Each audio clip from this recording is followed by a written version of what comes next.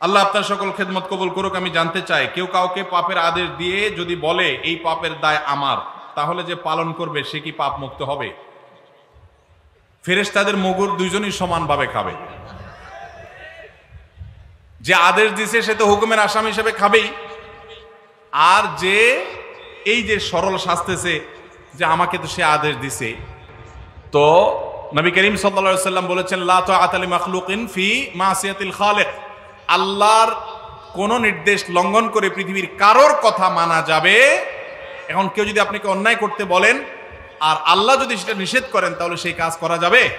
যদি করেন তাহলে আপনিও অপরাধী হবেন। যদি কেউ বলে যে তুমি করো, এর দায় আমার, তাহলে বুঝবেন যে এটা চিটার, এটা কি, এটা বাটপার। কারণ কেউ কারোর পাপের বোঝা নিতে পারে। কোরআনের সবচেয়ে রিপিটেড আয়াত কইলো রয়েছে কয়েকটি, এর মধ্যে একটা হলো এটা, ওয়া আল্লাহ তাযরু ওয়াজিরাতুন বিজরা উখরা, কেউ কারোর পাপের বোঝা বহন করতে পারে না। যার যার পাপ তাকেই পাবে, যে নির্দেশের গুনাহগার হবে।